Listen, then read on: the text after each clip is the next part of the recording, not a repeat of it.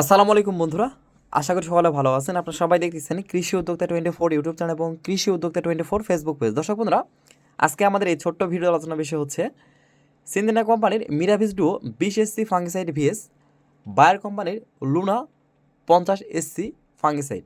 এ দুটোর পার্থক্য কী, অর্থাৎ পেঁয়াজ ক্ষেতের জন্য লুনা এবং মিরাভিস ডুওর মধ্যে কোনটা বেস্ট এবং কোনটা স্প্রে করলে কতটা ভালো রেজাল্ট পাওয়া যাবে, এবং এই মিরাভিস ডুও এবং লুনা এই দুটি ফাঙ্গিসাইড কি একসঙ্গে মিশিয়ে কি আমরা পেঁয়াজে স্প্রে করতে পারবো কি না, এবং এই দুটির মধ্যে কোন ফাঙ্গিসাইডটি আমরা আগে স্প্রে করতে পারবো, কতদিন বয়সে স্প্রে করতে পারবো। আজকে আমরা এই লুনা এবং মিরাভিস ডুওর পার্থক্য কী এবং কোনটা ব্যবহার করলে ভালো রেজাল্ট পাবো, এ টু জেড বিষয় নিয়ে কিন্তু আজকে এই ছোট্ট ভিডিওর মাধ্যমে আলোচনা করার চেষ্টা করব। দর্শক বন্ধুরা, বাংলাদেশ এবং ইন্ডিয়ার পেঁয়াজ রসুনের জন্য কিন্তু সর্বোচ্চ ফাঙ্গিসাইড হচ্ছে লুনা এবং মিরাভিস ডুও। তো এই দুটি সম্পর্কে আজকে আমরা জানবো। অবশ্যই ভিডিওটি না টেনে পুরোপুরি দেখবেন, এবং যদি আপনাদের আরও কোনো প্রশ্ন থাকে অবশ্যই কিন্তু কমেন্ট বক্স খোলা আছে, অথবা ফেসবুকে সরাসরি আমাকে মেসেজ করে জানাতে পারেন কৃষি উদ্যোক্তা 24 ফেসবুক পেজের মাধ্যমে। তো চলুন কন্টিনিউ করে আজকের পুরোপুরি ভিডিওটি। দর্শক বন্ধুরা, মূলত ভিডিওর শুরুতে আজকে আমরা জেনে নেব যে মিরাভিস ডুও এবং লুনা ফাঙ্গিসাইডের পার্থক্য কী। তো এই পার্থক্য জানতে হলে কিন্তু অবশ্যই আমাদের দুটি ফাঙ্গিসাইডকে কিন্তু আলাদা আলাদাভাবে জানতে হবে। তো প্রথমত আমরা জানবো মিরাভিস ডুও এই ফাঙ্গিসাইডটি। দর্শক বন্ধুরা, সিনজেন্টা কোম্পানির মিরাভিস ডুও এটি হচ্ছে জনপ্রিয় একটি ফাঙ্গিসাইড।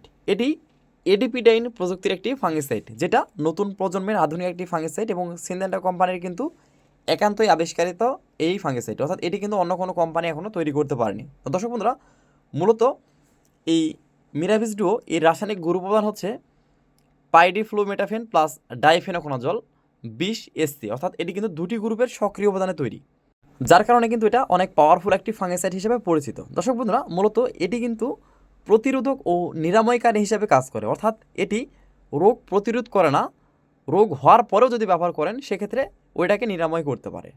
অর্থাৎ দর্শক বন্ধু, একটা জিনিস মনে রাখবেন যে আমরা যেগুলো ফাঙ্গিসাইড স্প্রে করি, আমাদের কিন্তু ছত্রাক যদি আক্রমণ করে থাকে, বাট আমাদের যেটা আক্রমণ করেছে সেটা কিন্তু আমরা কখনো ভালো করতে পারে না, বাট এটা স্প্রে করলে কিন্তু যেটা আক্রমণ হয়ে নষ্ট হয়ে গেছে সেটাকেও নিরাময় করার চেষ্টা করে এবং নতুন করে আক্রমণ করবে না।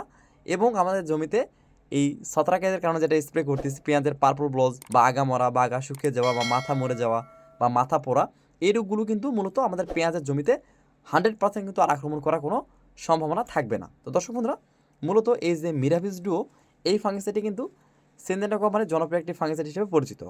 এখন মূল কথা হচ্ছে, এই ফাঙ্গিসাইড হচ্ছে আমাদের যে ব্যবহার করার নিয়ম হচ্ছে, আমাদের যদি চারা রোপণ করি অথবা বীজ রোপণ করি অথবা সরাসরি আমাদের পেঁয়াজের যে মূল কন্দ রোপণ করি, তো সেক্ষেত্রে তিনটিভাবেই যদি আমরা পেঁয়াজ রোপণ করি না কেন, আমাদের যখন দেখবেন 25 থেকে 30 দিন বয়স হয়ে যাবে, তখন দেখবেন গাছের একটা কন্ডিশন চলে আসবে সুন্দর, এবং তখন দেখবেন হালকা করে আমাদের যে পেঁয়াজের পার্পল ব্লজ বা আগা মরা বা মাথা পোড়া বা মাথা শুকিয়ে যাওয়া এই রোগটির আক্রমণ হবে।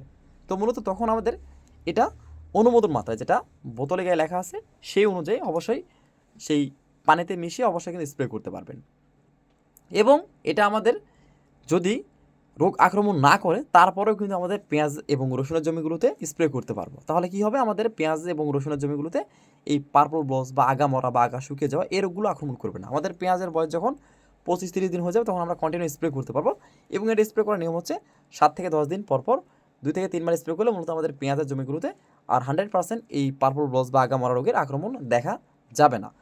এখন দ্বিতীয় ধাপ হচ্ছে, আমাদের কিন্তু আলোচনা বিষয় হচ্ছে যে লুনা, অর্থাৎ আমরা ফার্স্ট স্টেপ জানলাম মিরাভিস ডুও নিয়ে, এবং এইটার লুনা নিয়ে একটা আলোচনা করি। দর্শক বন্ধুরা, লুনা হচ্ছে এটি বায়ার কোম্পানির জনপ্রিয় একটি ফাঙ্গিসাইড। এটি দুটি গ্রুপের সক্রিয় উপাদান তৈরি একটি ফাঙ্গিসাইড, অর্থাৎ এই যে মিরাভিস ডুও নিয়ে আলোচনা করলাম ওইটা কিন্তু দুটি গ্রুপের ফাঙ্গিসাইড, এবং এটাও কিন্তু দুটি গ্রুপের সক্রিয় উপাদান তৈরি একটি ফাঙ্গিসাইড। দর্শক বন্ধুরা, এটি মূলত কৃষক ভাইয়েরা পেঁয়াজের জন্য কিন্তু অত্যন্ত বেশি ব্যবহার করে থাকেন, এবং এটাকে অনেকে ভিটামিন বলেও চিনেন। আসলে দর্শক বন্ধুরা, এটি কিন্তু ভিটামিন নয়। এখন আমি আপনাদেরকে বুঝিয়ে দিচ্ছি যে এই লুনা সেন্সলেশন 50 SC এই ফাঙ্গিসাইডটি কী কাজ করে, কীভাবে পেঁয়াজে কাজ করে, এবং এগুলো জানবো আমরা বিস্তারিত।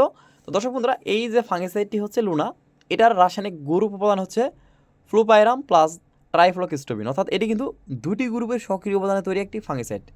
আমাদের কিন্তু ওই বায়ার কোম্পানির লুনা যে গ্রুপটা দুটি গ্রুপে তৈরি, এবং সিনজেন্টা কোম্পানির মিরাভিস ডুও এটিও কিন্তু দুটি গ্রুপের সক্রিয় উপাদানে তৈরি একটি ফাঙ্গিসাইড। এখন এই দুইটি গ্রুপও আলাদা, মিরাভিস ডুওর কিন্তু গ্রুপটাও আলাদা।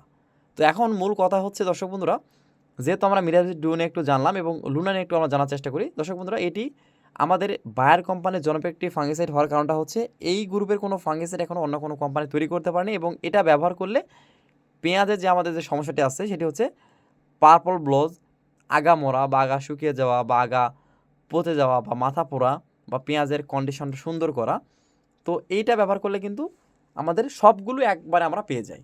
তো যার কারণে কিন্তু আমরা কৃষক ভাইয়েরা এটা কিন্তু অনেকে ব্যবহার করে থাকি। এটি কিন্তু প্রতিরোধক এবং প্রতিষেধক হিসেবে কাজ করে, অর্থাৎ এটা কিন্তু সিস্টেমিক ফাঙ্গিসাইড, অর্থাৎ আমাদের পেঁয়াজে যদি আক্রমণ করে থাকে ছত্রাক, ওইটা উপর থেকে আমাদের ছত্রাককে ভালো করতে সাহায্য করে এবং প্লাস ভেতর থেকে পুরো গাছের গঠন প্রক্রিয়া, বৃদ্ধি সবগুলো ঠিক রাখে এবং আমাদের যে ছত্রাকগুলো ভেতরে অবস্থান করে সেগুলোকে মেরে ফেলে এবং নতুন করে কোনো ছত্রাক ভেতরে প্রবেশ করতে দেয় না এবং ভেতর থেকে আমাদের কোনো ছত্রাক আক্রমণ করে আমাদের গাছগুলোকে দুর্বল করতে পারে না। এবং আমাদের যে পেঁয়াজগুলো থাকে মাটির নিচে, এগুলোর যে খোসা বা কালার কম্বিনেশান সবগুলো চকচকে ঝকঝকে করে এবং আমাদের পেঁয়াজ যদি রোগ মুক্ত থাকে, অর্থাৎ আমাদের পেঁয়াজে যদি পার্পল ব্লোজ বা আগামরা বা মাথা পড়া এরকগুলো আক্রমণ না করে, তখন দেখবেন আমাদের পেঁয়াজের কিন্তু ফলনটা বিঘা প্রতি 20 থেকে 40 মণ পর্যন্ত বেশি হয়েছে। অর্থাৎ আমাদের যদি রোগ আক্রমণ না করে সেক্ষেত্রে পেঁয়াজের মূল্য, অর্থাৎ পেঁয়াজের ফলন বেড়ে যাবে এবং পেঁয়াজের কালার কম্বিনেশান সুন্দর হওয়ার কারণে কিন্তু পেঁয়াজের মূল্য বেড়ে যাবে। যার কারণে কিন্তু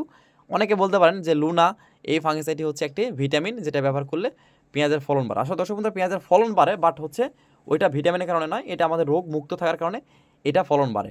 এবং মিরাভিস ডুও ব্যবহার করলেও কিন্তু একই কন্ডিশন, অর্থাৎ পেঁয়াজের কালার কম্বিনেশন ভালো থাকবে এবং পেঁয়াজের রোগ মুক্ত থাকবে, অর্থাৎ পেঁয়াজের ফলনটা বেড়ে যাবে। এখন মূল কথা হচ্ছে দর্শক বন্ধুরা, এই দুটি ফাঙ্গিসাইডের মধ্যে পার্থক্যটা কী?